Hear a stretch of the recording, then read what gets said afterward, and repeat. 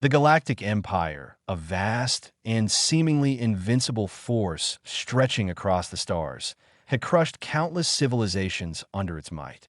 The emperors of ancient alien races had once fought for dominance, but now, centuries later, the empire's reach was absolute. It had grown bloated, overconfident, and blind to the true power that lay beyond its borders. Zara, an esteemed general from the Turith race, had served the Empire for decades, earning a reputation as one of its fiercest warriors. She had fought in numerous campaigns, from the outer reaches of the Zorth Nebula to the desolate moons of Arjanoth.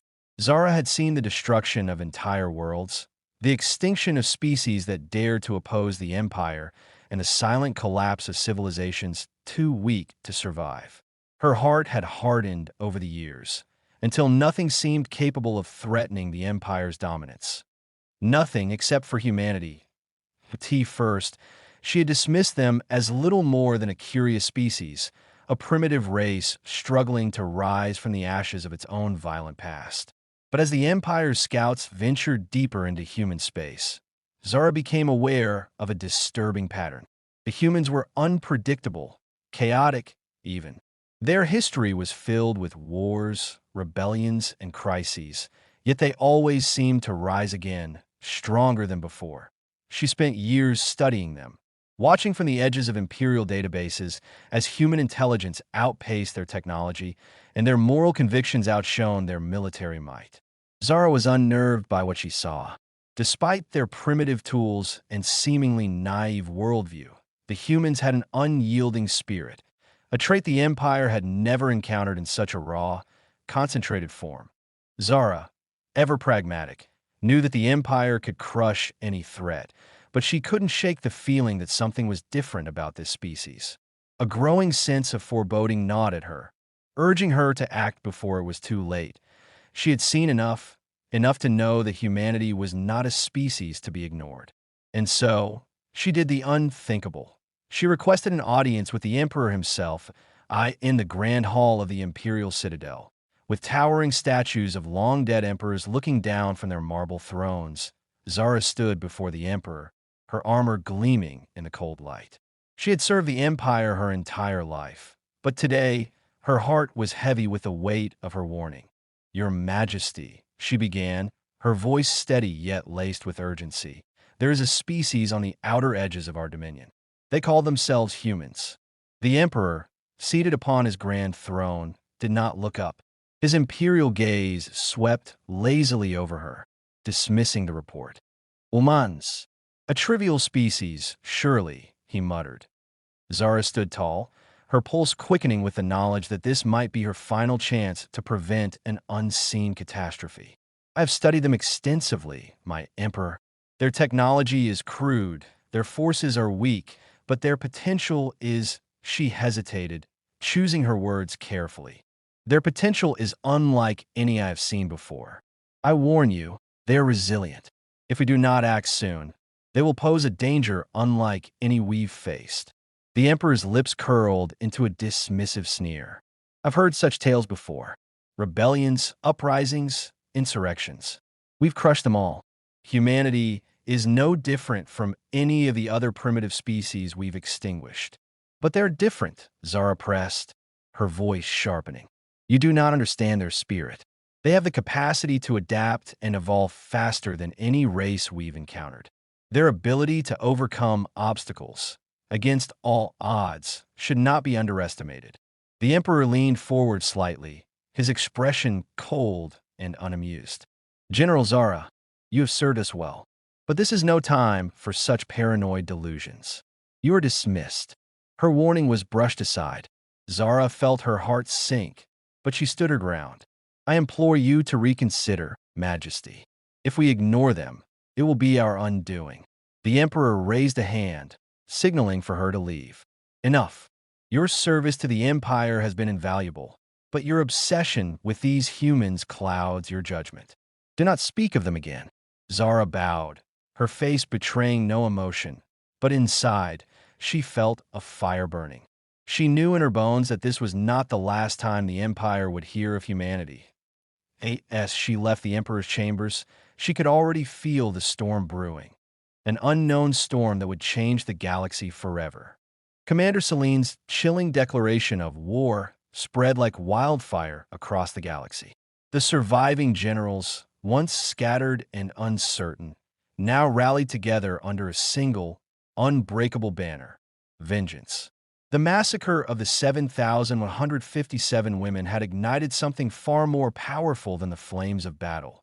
It had ignited a fire within the hearts of every human, every rebel, every individual who had suffered under the Empire's tyrannical rule, in every corner of the galaxy, from the war-torn streets of human colonies to the remote space stations that once hid in the shadows. The call for retaliation rang out.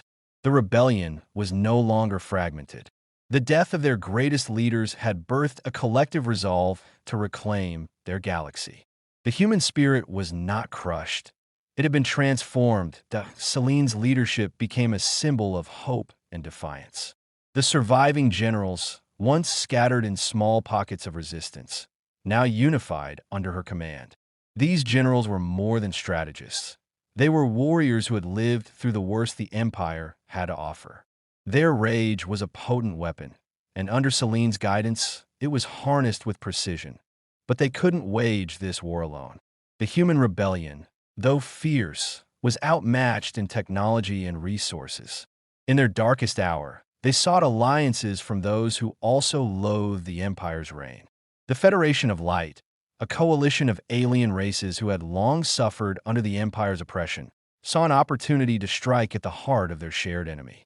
They pledged their support, offering not just weapons, but their most advanced technologies, starships, and battle tactics. The Empire, blinded by its hubris, never expected such an alliance. Their arrogance had led them to believe that humanity was finished, and their oppressive policies had alienated countless species. But now, those very species that the Empire had wronged turned the tide in humanity's favor. The rebellion became a force of overwhelming unity, combining human tenacity and alien technology in ways that no one had thought possible. Celine's fleet, now composed of fighters, bombers, and warships from all corners of the galaxy, began launching calculated strikes against the Empire's supply lines and military outposts. The first strike was a devastating success. A convoy of Imperial warships, transporting critical supplies to a forward base, was ambushed by a combined fleet of humans and their newfound allies. It was a textbook example of guerrilla warfare. A surprise attack, precise in timing, crippled the Empire's forces before they had a chance to retaliate. The damage was immense, and the rebels walked away victorious, their morale soaring as they tasted their first significant victory since the fall of their generals. But this was only the beginning. As the rebellion gathered strength, so too did their tactics. They struck quickly and relentlessly, never giving the Empire a chance to breathe. Empire ships exploded in the void of space, and Imperial ground forces were caught off guard as they found themselves trapped in ambush after ambush. The war that had once seemed like a hopeless fight for survival now began to look like a battle they could win. The surviving human generals, once divided by personal grief, now stood as an unstoppable collective force. Each victory emboldened the rebellion, and with every Imperial defeat, their ranks swelled. More planets, more colonies, and more species joined the rebellion's cause. But the Empire was not blind. The Emperor, infuriated by the audacity of humanity's comeback, ordered his military to respond with brutal force. His generals, still unaware of the true power of the human resistance, dismissed the threats as isolated incidents, rebellions to be crushed with overwhelming force. Yet, they were wrong. Humanity had awakened, and this time, they weren't just fighting for survival. They were fighting for revenge, for justice, and for the fallen. The rebellion was no longer a ragtag group of survivors. It had become a movement, unstoppable in its fury, and as the final piece of the rebellion fell into place, human and alien forces united under a single cause. The Empire's defeat became inevitable. The war had truly begun. The war had evolved. What began as a fractured, vengeful resistance had grown into a formidable military force, wielding the fury of the fallen generals. Every victory fueled the fire, and with every battle, the human rebellion became more organized, more dangerous, and more unstoppable. The Empire had underestimated the cost of its cruelty, and now it was paying the price. Under Celine's leadership, the rebellion shifted from tactical skirmishes to strategic assaults. They were no longer fighting for mere survival. They were fighting for justice, for the fallen, and for the future of the galaxy. The Empire's chokehold on humanity was weakening with each passing day. Celine's plan was clear. Hit the Empire where it hurt the most. She knew that in order to end this war, they needed to strike at the heart of the Empire's power, its military command, its technological superiority, and its most secure systems. The first major target was the Empire's central fleet, the spearhead of their military might. A heavily fortified station, surrounded by an armada of warships, it was the nerve center of the Empire's operations.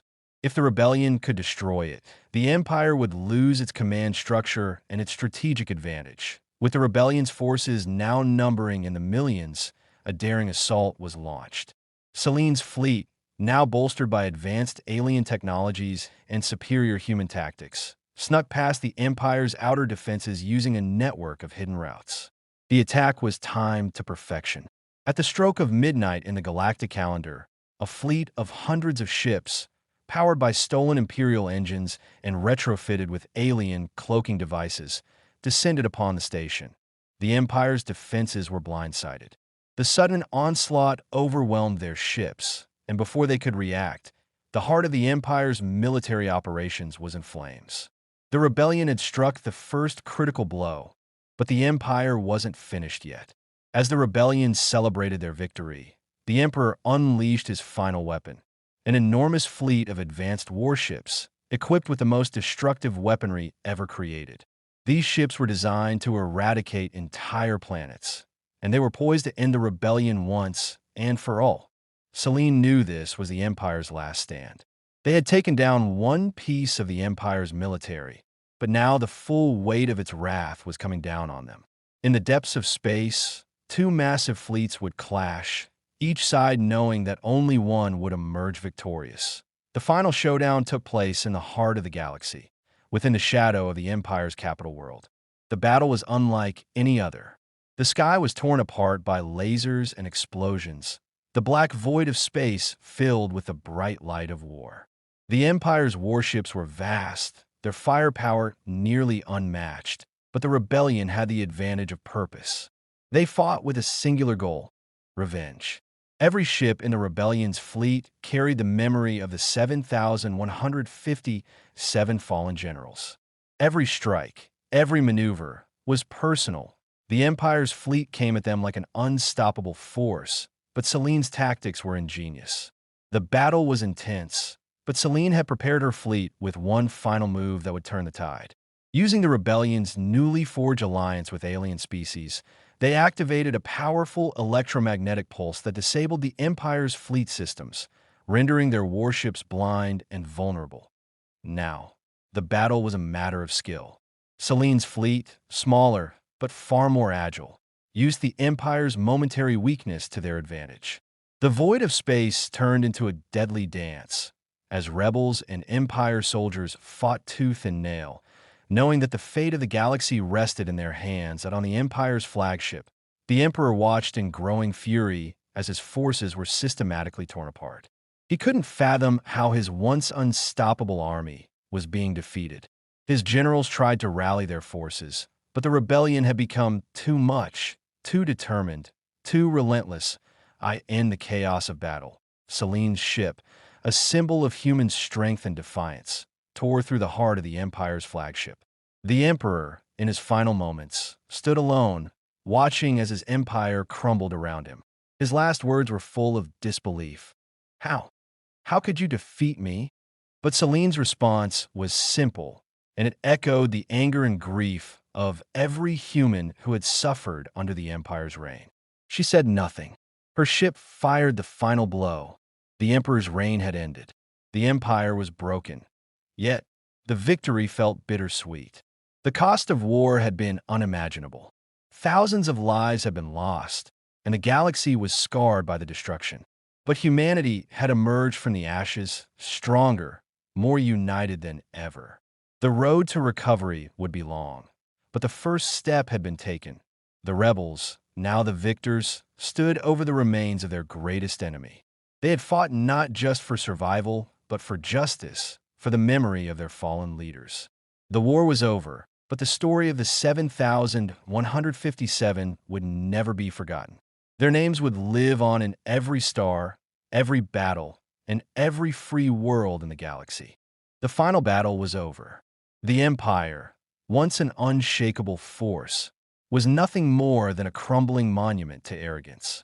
The Emperor, the once mighty ruler of the galaxy, lay defeated, his empire reduced to rubble. But as the dust settled over the charred remains of the Imperial fleet, the human rebellion knew their war had only just begun. The victory, while sweet, came at a great cost. Selene stood among the rubble of what had been the Empire's central stronghold, her face streaked with the remnants of battle. Her once vibrant eyes were now hardened, reflecting the toll that this war had taken on her soul. The loss of the 7,157 generals, their blood spilled across the galaxy, had driven her and her people to this moment. But in the silence that followed the last battle, she knew there was still work to be done. The Emperor was dead, but the Empire's shadow still loomed large over the galaxy. The rebellion's victory was only the beginning of the long process of rebuilding. A galaxy fractured by years of tyranny could not be healed overnight. The Empire's loyalists still lingered, their remnants scattered throughout the galaxy, ready to strike again. But this time, the rebellion was ready. Humanity had fought its greatest battle, but now the question was how they would move forward. Commander Selene, once a symbol of vengeance and rage, now became the symbol of hope.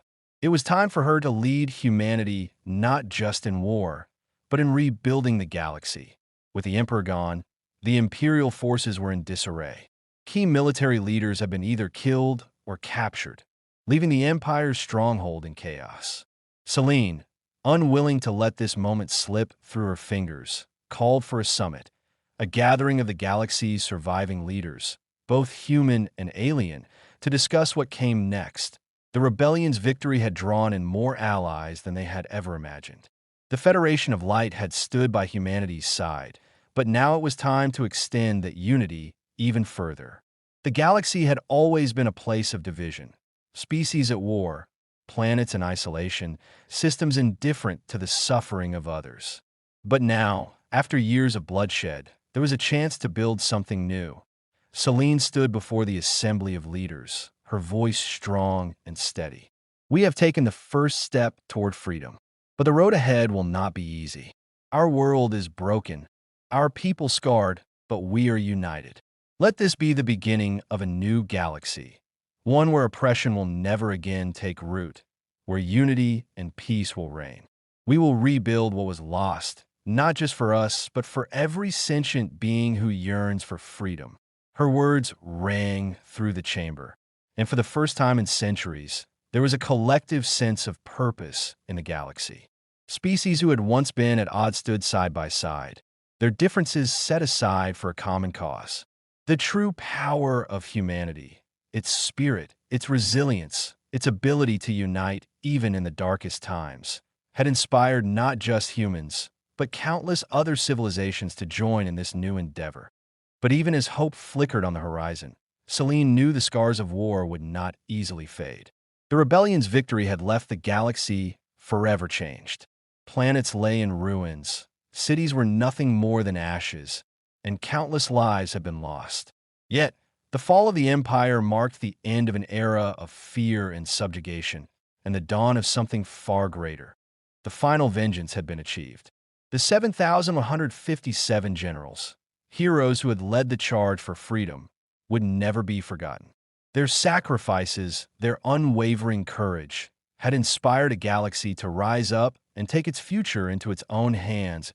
As Selene looked out over the now-still battlefield, she felt a deep sense of peace. A peace born not from the victory itself, but from a knowledge that they had made the galaxy a place where no empire could ever again crush the spirit of its people. The war was over. Humanity had won.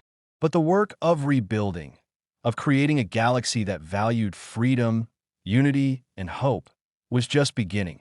And Celine's final words, whispered to herself as she watched the stars twinkle above, carried the weight of that new beginning. We are free. The galaxy, at last, could breathe.